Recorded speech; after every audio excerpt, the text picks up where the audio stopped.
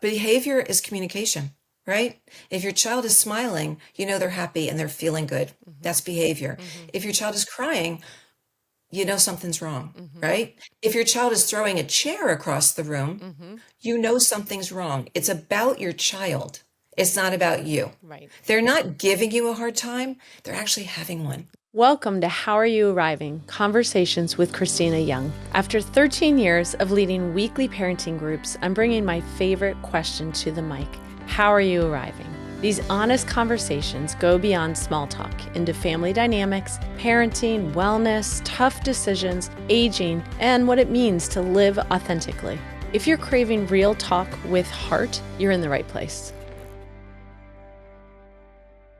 Welcome back to How Are You Arriving? I am so excited to welcome Joni Corn to the show today. This episode is called Navigating ADHD with Your Teen, Compassion, Connection, and Practical Strategies. And we have the perfect person to talk about things like compassion today. Joni Corn lives in New Jersey. She practiced law before having her children. She has a clear vision of parenting. She and her husband have two sons, 25 and 22, but it sounds like it was the arrival of the one son who has an ADHD diagnosis, like Joni herself, who taught her so much about parenting and schooling. Joni and her husband made the decision to homeschool these boys. So they had a unique and very special upbringing. And Joni is currently a parenting coach, especially of ADHDers, and she sees all of this work through a very strength-based lens, which you will hear about in this episode. It's such a gift to have your wisdom on the show, Joni. Thank you for being here. Thank you for having me, Cristina. I'm super excited to have this conversation with you. Yeah, me too. So let's start with this concept of meeting parents where they are. And you work with a lot of parents of ADHD teens, and I'm curious to know what's the most common struggle that they bring to you, and what's the first thing you usually tell them to do? Well, the very first thing I usually listen, right? I just listen to what they have to say and what their challenges are, because although there's lots and lots of similarities, there are also unique struggles for individuals, and each parent comes as an individual. So I really try and listen as to who they are and where they're coming from and where their individual struggles are. And the very first thing I say after listening, is this can be really hard. This is really hard. It's not what you thought you signed up for. It is confusing. It is lonely. Sometimes you don't want anyone to know what's going on inside your house because you're worried they're going to take your kids away. It's a lot and it's hard. So I really try and acknowledge that it is challenging. And they must be so grateful to you for giving them that kind of empathy right out of the gate. Yeah, I have lots of parents say to me, "You're the only person that has understood Yes. Yeah. what's happening." Yeah. It's such a gift that they have you and your lived experience to share with them. And it's always, it's always, you and I both know in the work we do, it's always the right place to start with empathy, right? Yeah, absolutely. Yeah. Absolutely. And I know how I felt. I felt like I was on an island, and I really wanted to save parents and most really save kids, save both, save families from experiencing that, especially since I know how amazing it can be. And I know how incredible ADDers are. And I want parents to be able to enjoy their kids again. Exactly. Yeah. I imagine by the time they call you, they're at their wits' end. Yeah. Yeah. That is accurate. Yeah. What do you wish every parent of an ADHDer knew on their hardest days? That this doesn't last forever, even though it feels like it's going to. It's like it's a blip in time. Nothing actually lasts forever. Yep. So there is an end. You just don't know exactly what it is yet. Yeah, I really, there are lots of things that I want them to know, and I try and not to be a fire hose of information, because it's not possible to take all that in. But one of the things that I start with is just some education about ADHD, because many people don't know. Their kids have had it since second grade. Their kids have been on meds, which is great in helping them function in school, but there's actually hasn't been any learning of skills, and there hasn't been any education around the child's lived experience with ADHD, which when when the stressors change, right? When they go to middle school and they have more classes that they're juggling, or they go to high school, or they go to college, or they have their first job, right? The stressors change and it tips the scale, and all their beautiful coping skills that they've been struggling to do go out of balance. Yep. And then we have a problem. Yeah. Yeah. Yeah. So, yeah.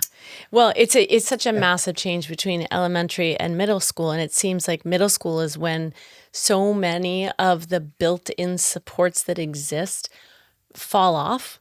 And it's exactly when a middle schooler, a very neurotypical middle schooler with no learning challenges whatsoever, struggles.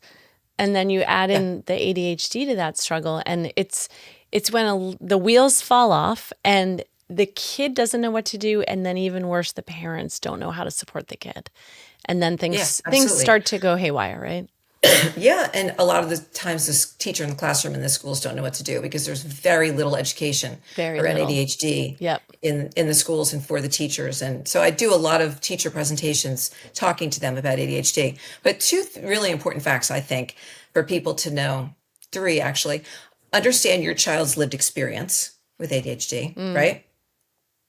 And know that ADDers are 3 to 5 years developmentally behind their neurotypical peers. Okay, can you just say that again, Joni? That is so significant, and most people don't say that. 3 to 5 years. It's huge. Behind.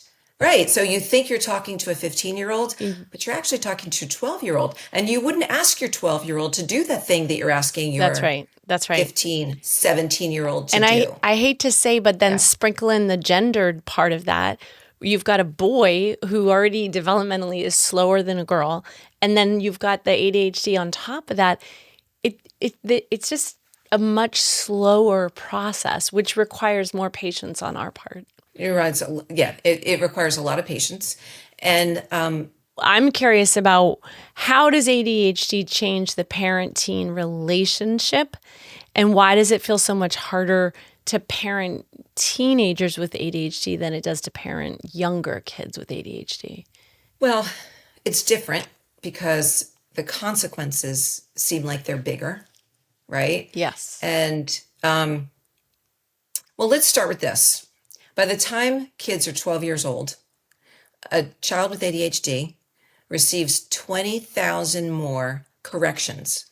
You're not measuring up to these expectations. Brutal. Than their neurotypical peers. So 20,000 more times, right? Yeah. So when they came home from school and they're getting all these corrections in school, they know they're not measuring up. They know they're struggling. Yep. Right? Yep. And you say to them, you dropped your shoes by the door again?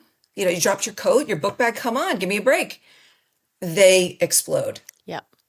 Right? And understandably. then they're disrespectful, right? Yep. So really understanding our child's experience and understanding what they're experiencing during the day, and that their behavior, there's always a reason, whether they're 5 or they're 15, there's always a reason for their behavior. Can you say more about that? That is such an important message for parents to hear. Yeah. Behavior is communication, right? If your child is smiling, they're happy and they're feeling good. That's behavior. If your child is crying, something's wrong, right? If your child is throwing a chair across the room, something's wrong. It's about your child. It's not about you. Right. They're not giving you a hard time. They're actually having one, a really hard time. Yeah, that's a really nice distinction to make. And again, I don't feel like that's a distinction we normally hear. And that can be very empowering to a parent to just sometimes have those semantics. It gives clarity, right? Absolutely. And we have a lot of people around us telling us, you can't let your child talk to you like that. You can't let your child do that. You can't. A lot of unsolicited advice, right? And that doesn't help. No. Doesn't help. The way things should be. No. Doesn't apply here. Yeah. Joni, what do you suggest then for parents who are caught in a nagging cycle? If you're working with them and they report that is their style, they just nag and nag, what do you want to offer them? Yeah. I have parents say that to me a lot, right? One, and I'm sure you've heard this, pick your battles, but battles isn't really great terminology. Pick what's important in this moment, in this time. We can work on one thing at a time. and really have a conversation with your child about collaboratively problem solving. Mm-hmm. And I don't know if you've heard, I'm sure you've heard of Ross Green and Stuart Ablon. They do a lot of work with collaborative problem solving. And it's a win-win situation, right? It's not a win-lose. It's not a lose-lose. It's a win-win. So first, we really need to find out what the challenge is. A lot of times we think we know exactly what the problem is. And this happened to me several times. I'd be solving for a problem that didn't even exist. And by the time Absolutely. I actually got around to asking my child what the problem was, Yep. I realized, oh my God, like that's not what I'm solving for. Not at all. So, right. And why am I the one solving? Yes. Why am I Well, not giving I love, him a chance to yes, solve? I love the kind of grounding question to ask yourself is whose problem is this?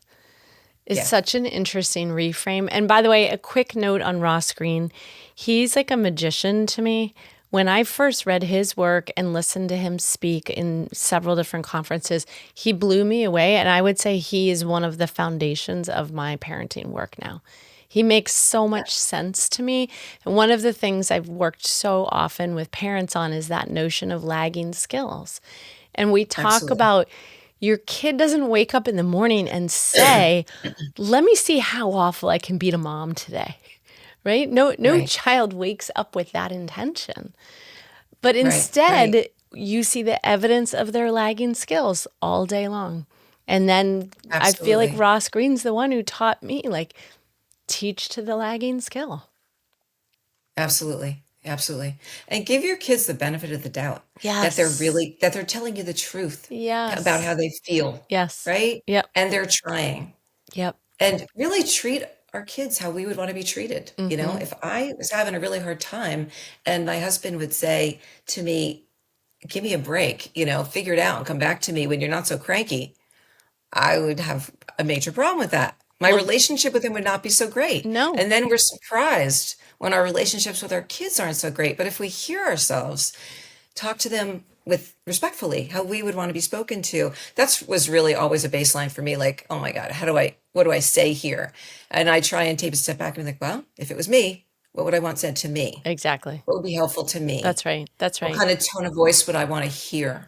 So that leads me right into the next question, Joni, about connection.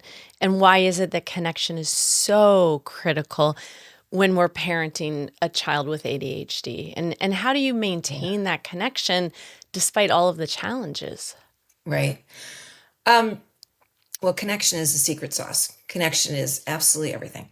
So everything that you can do to uh, to connect with your child, to laugh with your child, to put down all the shoulds and things and jobs, right? Mm-hmm. And just have some fun together, laugh together, Mm-hmm. not correct them, Mm-hmm. notice what they're doing really well, celebrate it, Mm-hmm. give them opportunities to have success and acknowledge that and celebrate that. Like all of these things build connection. And every time you do build connection and you do have that, it's like putting money in the bank. Yep. So when there is a problem, you're starting off at a higher level of connection. Mm-hmm. You're not both already depleted and there's nothing left, Mm-hmm. right? And it's just another thing Mm-hmm. that they're doing wrong, Mm-hmm. right?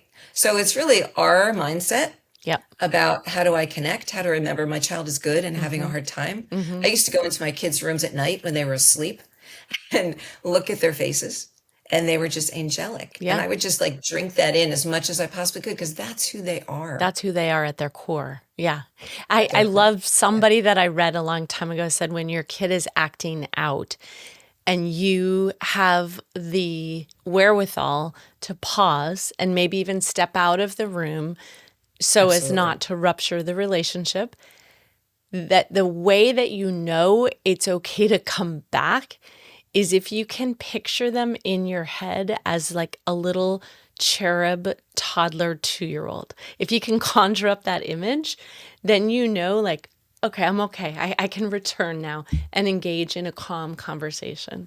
Right, right. Yeah, absolutely. And that stepping away is so important, right? So, because in order to be able to have them get regulated Mm-hmm. from this state that we're seeing and Mm-hmm. its dysregulation, Mm-hmm.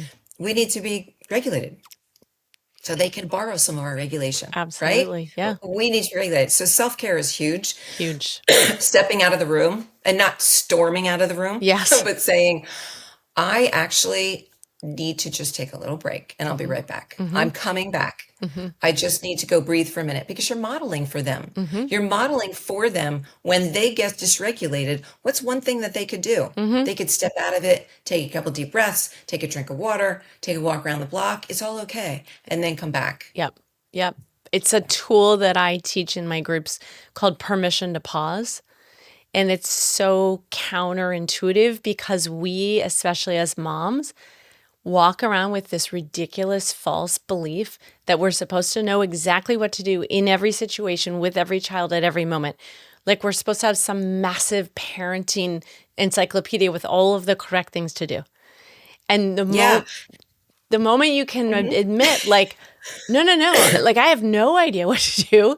In fact, I need permission to pause and go take a breath, get myself regulated, maybe call a friend, maybe speak to my husband, maybe read a book. Like I'll get back to you, but like I'm allowed to pause, right? Permission to pause and permission to not know the answer. Huge. Because really, like, how do we know the answer for someone else? Yes. And does it help our child if we give them the answer as if we know it, right? First of all, we could be wrong and we're giving them the wrong answer. And then they're doing something that's not aligned and not solving the problem and not all those things, right? And we're also taking away the opportunity from them to be able to know themselves better, to learn about themselves, to make a mistake and know it's absolutely fine to make a mistake. It's what you do after the mistake, right? It's after the thing didn't go as planned. It's all okay. It's all an opportunity to learn. Yeah. Yeah. Love the word opportunity. Try to use it with myself when I make mistakes. So what does it look like, Joni, to support your teens' executive function without doing everything for them, which is so hard to resist doing? Because we know if we do it, it will get done well, it'll get done on time, it'll be efficient. And it's the worst thing we should be doing. Yeah. Well, there's a lot of things that go into it, right? One is really understanding what your child's capabilities are in that moment. Not what you think they should be, not what their peers are doing, but what that they actually are capable of doing. Yep. And then if there's a challenge, and this is done in conjunction with the child, right? Breaking it down into smaller learning goals, really, and practicing each step along the way. I love that. So you might be helping them this much and they're doing this much, right? But as they practice doing this much, it grows a little bit and a little bit and a little bit over time until they're doing the whole thing. But like we said before, ADDers are just on a different timetable, and we need to be patient and not look around at neurotypical people and say, well, he's this age, he should be, or they're doing it, he should be, or he did it yesterday, so he should be able to do it today. Yes. But that doesn't hold true either. Yes. And that's really confusing. And frustrating. Right? And frustrating. Like, wait, you've demonstrated capacity of that skill, and now you're claiming you don't know how to do it? It's hard. Exactly. That's really, really hard. It's hard. And that's where I say believe them. Yes. Because in that moment, they're having trouble. Yes. Right? Yep. Russell Barkley says it's not knowing what to do, ADHD, it's doing what you know. Having the bandwidth to do what you know. I mean, sometimes it's not knowing to do and they need to learn the skills, but also maybe you had the skill today and tomorrow you haven't eaten, you had to fight with your best friend, you've got a huge paper due and you have no bandwidth left. Yep. And no, you can't go up and clean your room. Yeah. Right? And somebody says one thing to you and you explode because you don't have anything left. And it's about you and your internal. So do you think it's fair to say that context and environment make a bigger impact on ADHDers than they do on neurotypical kids? Is that a fair thing to say? Are they more sensitive, perhaps? Absolutely. I mean, usually there are co-occurring conditions. Yeah. Right? Yeah.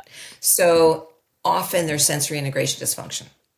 So they've got, whereas a neurotypical kid can hear a lawnmower outside and the buzzing of the lights. Yep. And the lights doesn't matter that the lights are bright. It doesn't have any effect on them. All these sensory things are going on. And the neurotypical is like, I'm writing my paper. It doesn't really Doesn't even I register. block it out, right? Yeah. Doesn't register. But for the ADD or with sensory integration dysfunction, everything is right here. Yes. Right? The dog barking 4 Yep. streets down, the lawnmower, the lights, everything is right here.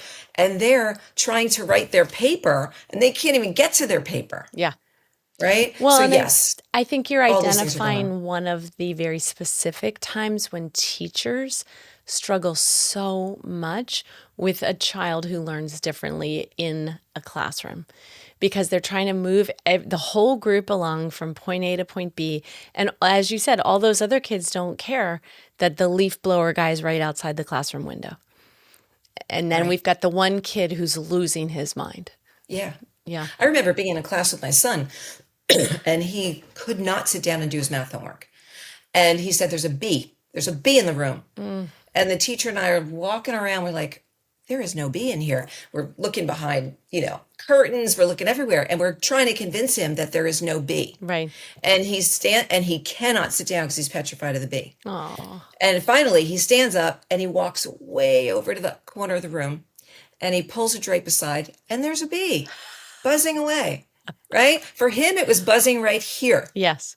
Oh my gosh. The teacher and I couldn't even hear it. Yeah. So I say, believe your child. There's something going on. Because like Ross Green says, our kids don't want to be in trouble. They don't want to be the kid that gets sent to the principal. They don't want to be always standing out as not, giving people a hard time. Yep. They don't want that No. role. No. They didn't choose it and they don't want it. They didn't choose it. And they're trying to do things. most adults who interact with them are not properly equipped to interact with them successfully. So going back to your 20,000 little nudges that they get, negative little input, it's kind of devastating to think about the self-esteem impact. and self-worth. Yeah. The negative self-talk, the negative talk that they hear becomes their internal negative Of self-talk. course. Oh my gosh. Right? So what we tell them, they start telling themselves. Yeah. And that's really detrimental. Really detrimental. And as parents, we can turn that around by noticing what we're telling them and how we're saying it and how we're identifying their strengths. So let's do a real life example, Joni. Tell us, let's take a million times in my office, I hear parents talk about the morning. It's a nightmare for parents to get children out the door, fed with all the bags. It's a nightmare. And usually drop off is quite grumpy and angry. Tell us a little bit about how you might help a parent handle the morning more successfully. Well, one of the things that I say is don't worry so much about being late because it matters more how the child feels when they get to school than that they're at school by 8:15, right? Yep. So if it's explosive to get them there at 8:15, we're not really doing them any favors, Right. right? That's not really the goal. Right. So let's just kind of recheck what our goal is. And then what are the specific challenges that come up?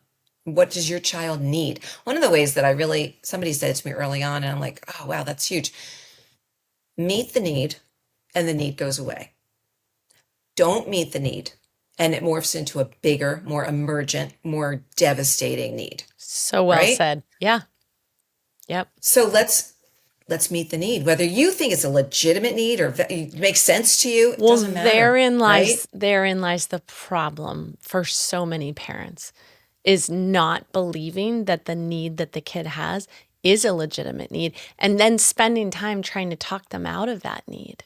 Exactly. Which- That's why I say believe your child. Believe your child. Yeah. I think it was Chaim Janot, who's an Israeli psychologist. He's not alive anymore, but he's brilliant. And he said something like, feelings first. Always deal with feelings first. You cannot move forward if you don't legitimize, validate their feelings, and then move forward together from there. So yeah, the need is real. So let's go back to the morning setup. There's somebody that I listened to at some point said getting a child to bed is like landing a jet plane.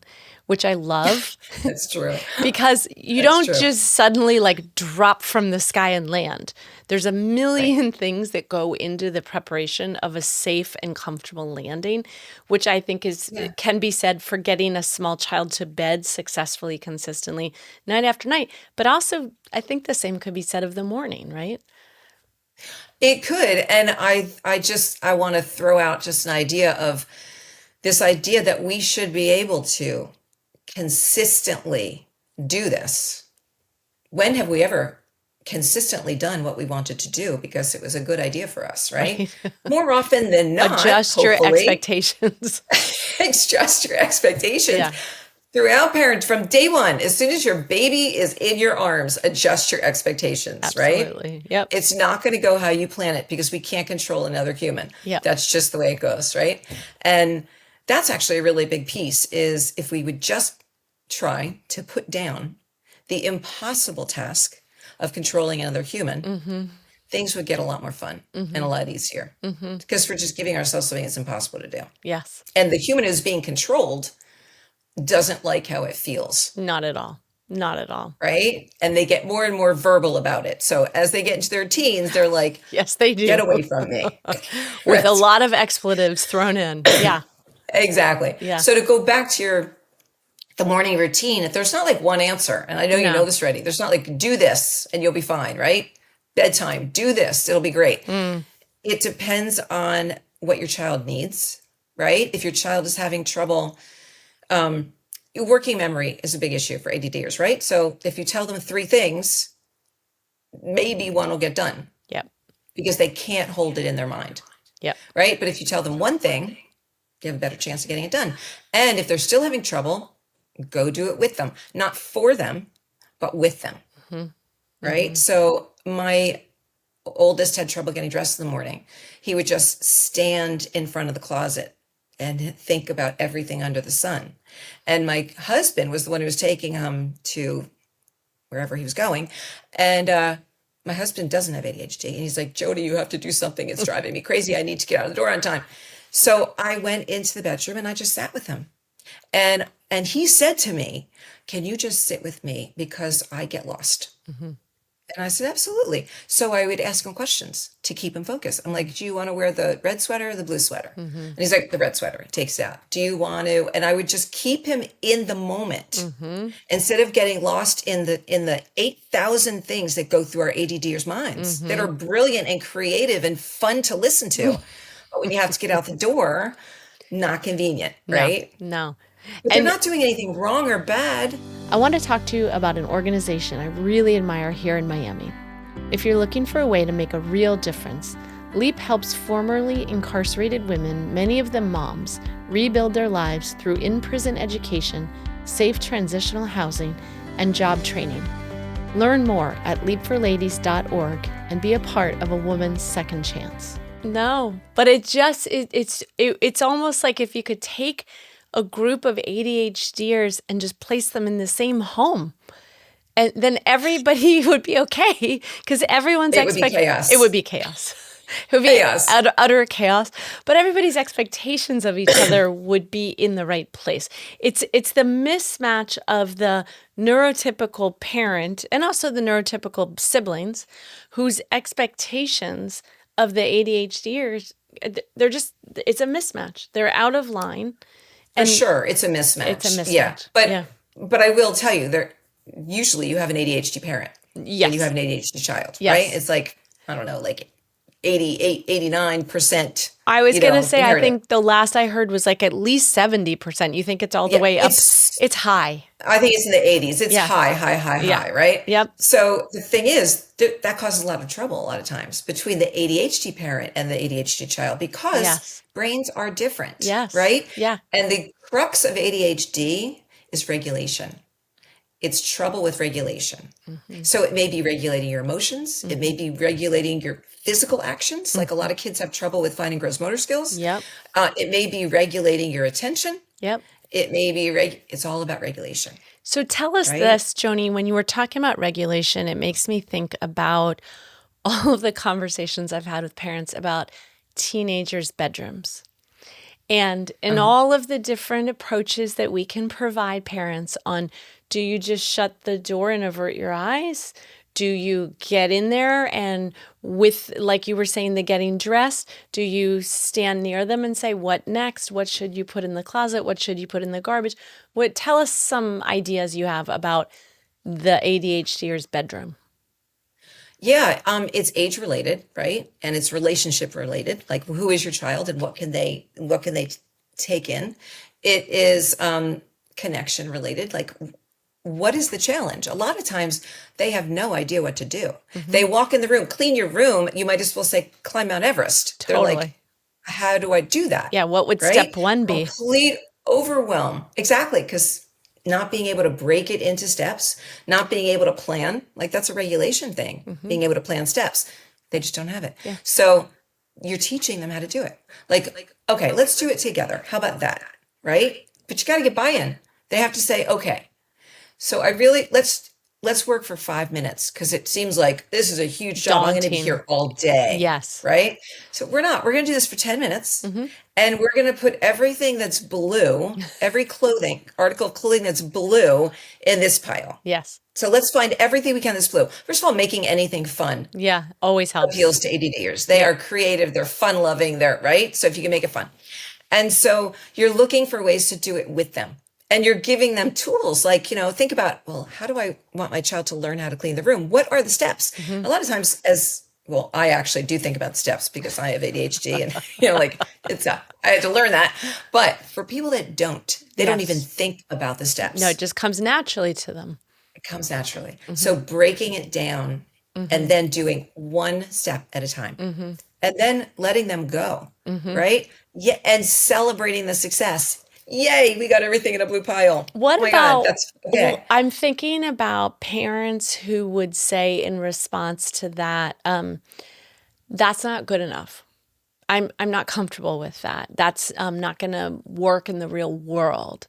What kind of advice or suggestions could you give to parents to help them with their own frustration tolerance, so that bearing witness to a half-assed job is okay? They can say, no, that's good enough for today.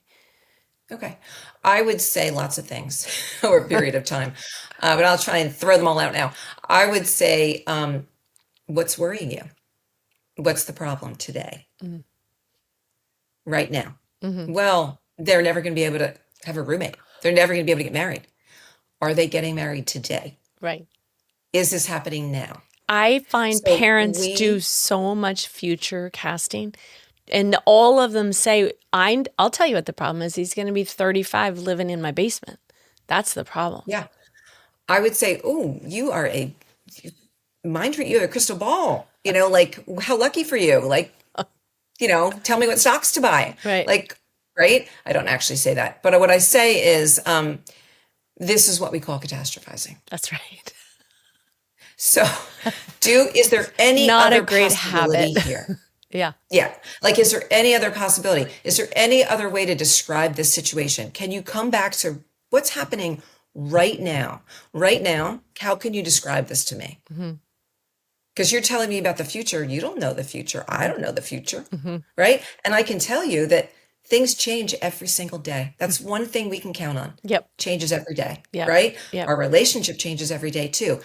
What do we want to put into it so our relationship grows together? Right? Today, he's having trouble cleaning his room. Also, who is it important to? Is it important to you, or is it important to him? Exactly. Because ADDers need it to be important to them. Yes, they do. They Yes, need to they see do. a reason. There's got to be buy-in. Right? And so often we're trying to say to them, my priorities need to be your priorities. And they're like, oh, Exactly. no thanks. That doesn't work for me. No, this is what you get Yeah. when that happens. Yeah. So I think that if parents think in terms of like, this is the child, this is the parent, stop trying to do this, stop trying to do control over, right? Because you're just going to get this, right? Yeah. And start trying to figure out how to do this. Yeah. How can we move forward together? Yeah. What are your concerns? What are my concerns? How can we try and meet take care of both those things. What is your idea to try that you think might work for you? Okay, great. Let's try that for a week. And if it doesn't work, you come back and you think, so what worked about that? Let's do more of it. Yep. What didn't work about that? Let's tweak it, Yep. right? Life is trial and information. Yeah. It's you try something, information comes in, feedback, you adjust, and you move forward. And our kids learn that, first of all, they're getting told they're making mistakes all the time. Yeah. But in their home with you, they can learn it's not a mistake. They're good. They're fine. It's the only way to learn is to try. You can't be afraid to try something because I like you might get in trouble. I like framing every new strategy as an experiment. Like, oh, it turns out it didn't work this way. You want to do an experiment with me? Let's see if we can try it this way, right? And anytime you invite somebody, whether it's a teenager or an adult, into an experiment, they tend to be more open-minded. And even more so, you said this earlier, Joni, if you make it time specific, like, you know what, let's just try this out for 6 days in a row. And I'm going to make a note in my calendar to check in with you in 6 days, and we'll see how it's going. And if we don't like it, we'll stop after the 6th day. But it feels so much more manageable than like, this is the new way we're doing it forever, you know? Exactly. And even with the 6 days, Christina, I would say, how does that feel to you? Does 6 days feel doable to you? I'm thinking 6 days, but does it feel doable to you? And if they say, yeah, I can do that, great. And tell me how I can help you. I want you Right? to tell us, this is another Ross Greenism that I know both you and I subscribe to. That notion of if they could, they would. And if they aren't, they can't yet. And yet is such a key word. So let's unpack that for us a little bit. Yeah, yet's a game changer. So, we're catastrophizing like, oh my God, they're never going to be able to have a relationship with anybody because they live in a pigsty, right? They don't know how to clean their room yet. They don't know how to clean their room yet. Not forever, just right now in this moment in time. And it just takes the temperature down with a parent. Yeah. Like, okay, it's just not yet. Yeah. But we'll get there. It always feels very reframes generous. It's such a generous word to offer someone. Yet. Yeah. Right? Yet. And what about that first part? I have relied on this truism for years. If they would, if they could, they would. Yeah. If they could, they would. Ross Green says, if they could, they would. And if they're not, it's great information because it's telling you something's getting in the way. So let's get curious and talk to them and see if they know what's getting in the way. And then let's brainstorm about some different possibilities about that thing that's getting in the way. Or let's teach a skill around that thing that's getting in the way. But if they could, they would. And if they're not, it's not because they're doing something to you. It's because they're having a hard time with something. We got to get curious about it. It's the word generous comes to mind. Like it's such a generous stance to offer. Again, a kid or an adult. It's just a very generous kind of a stance, which I appreciate. Well, it's a stance that I would want somebody taking towards me. That's for sure. Of course. Let's talk. Stuart Ablon says it. Oh, I just want to tell you one more thing. Stuart Ablon says that like this. He and Ross Green worked together for a long time, and then they, kind of went their separate ways. But he says it's skill, not will. So they don't have the skill. Yep. It's not that they don't have the will to do it. They don't have the skill to do it. They want to do it, and which is excruciating for a child. I want to be able to do this thing, and I don't know how to do it. And I keep being told to do it. I have no idea how to do it. Right? So remembering that, it's skill, not will. Really, and it's not intentional. It's not an intentional. There's a great psychologist named Mona Delahook, and she talks about, she's incorporated the polyvagal theory into child development. So Stephen Porges developed the polyvagal theory, and I really encourage your listeners to look into that, look into Mona Delahook. And what she's saying is the behavior that we are seeing on a neurological level is a manifestation of a dysregulated nervous system. It's all about your nervous system, right? So it's not intentional, right? It's not using our cognitive skills. Like, I am going to throw this chair across the room. Right. That's not what's happening. Not purposeful. It's, I am exploding. I am in fight or flight or freeze, right? And I am exploding. I'm not thinking. I have no capability to think right now, right? So we assign intention when there is none. Yeah. And that's a problem with a lot of behavior modification. Yes. Behavior modification is, the foundation for that is, I'm thinking and I'm choosing future results that I do and don't want. None of that's going on. They're not in their thinking brain. So It's making a lot of false assumptions that get both parent and child in trouble. exactly. Yeah. So let's Mostly talk a child. little more about the parents, because you and I both know parenting is exhausting no matter what. But parenting an ADHDer is particularly exhausting and challenging and relentless. And it's a lot of times it's 5 steps forward and 3 steps back. And as you already mentioned, certain days they execute, and other days, even with the exact same scenario, the same circumstances, they don't execute. What is it that you suggest parents do to take care of themselves, to manage parenting ADHDers? Breathe a lot, deeply, many times a day.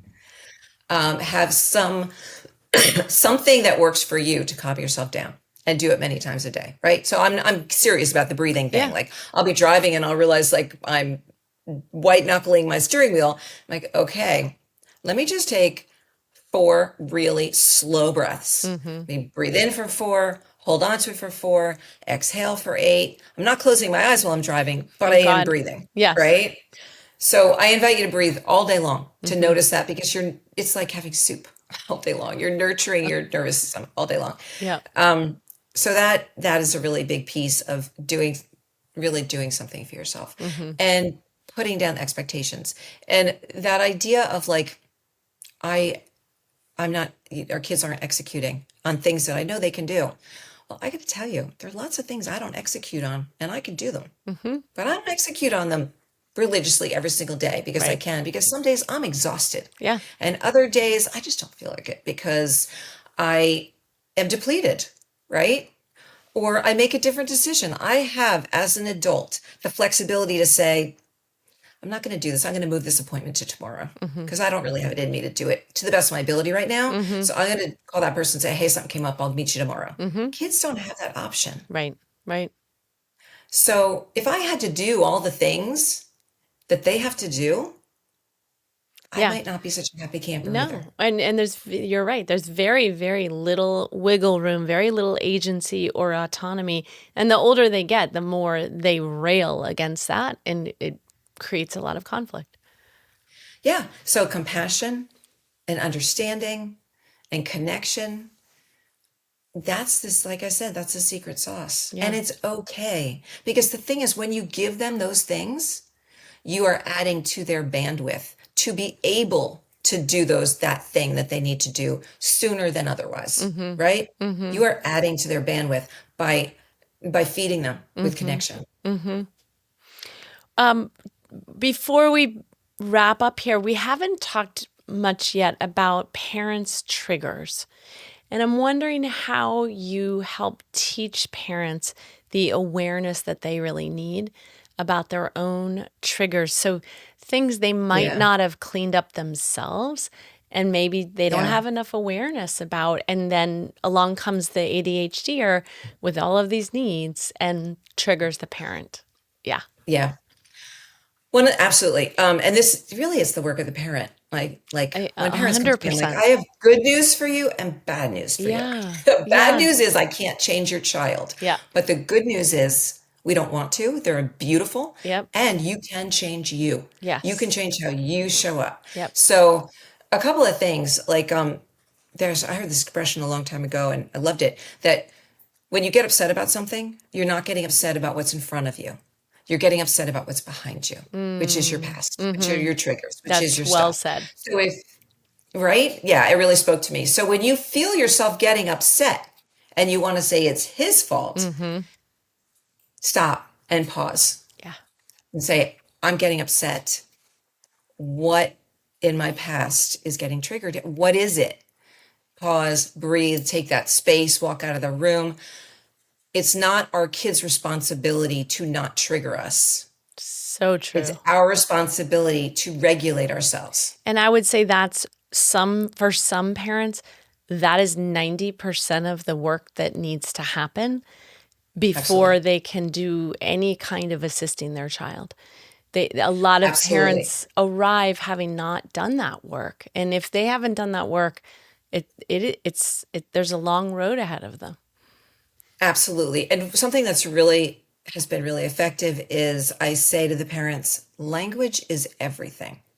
So what is the story that you're writing around this event? Yes. Right? They're Yes. doing this to me. They're so disrespectful, like blah, blah, blah, blah, blah, right? I want you to tell me what's happening, taking out the negative language. You don't have to say it positively, just neutral. Yep. Tell me what's happening without the story of the negative story about what they're doing. Yeah, it's so And when important. they do that and they peel it back, they're like, oh, he's just not cleaning his room yet, right? Or he's just not cleaning. The room is messy Right.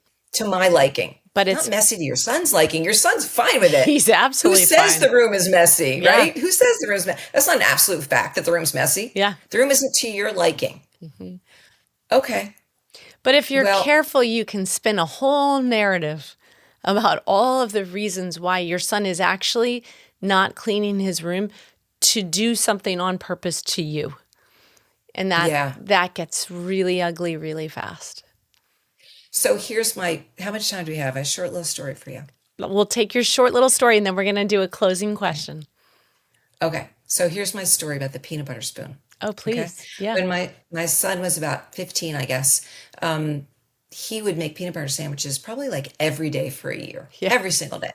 And I'd walk in the kitchen and I'd see this spoon with all this peanut butter stuck on it, Ugh. dangling on the edge of the sink. Yes. He never cleaned it. And it's like messy to Yucky. clean it. And I was Yes. like, I have enough things to do. I don't want to clean a peanut butter spoon. So I would say to him, Noah, honey, could you clean the peanut butter spoon? Oh, yeah, really? I'm sorry, Mom, I forgot. And he'd come in and clean it. Walk in the next day, there's the spoon. I'm like, Noah, I really need you to remember. And then I tried to give him ways to remember. Before you even take a bite, think to yourself, did I clean the spoon? I was trying to give him tools to remember. Nothing worked. And every day I walked in and saw that spoon, I got angrier and angrier. And I started thinking, here's my story. He doesn't respect me. He doesn't listen to a thing I say. He could care less what I say. He does whatever he wants.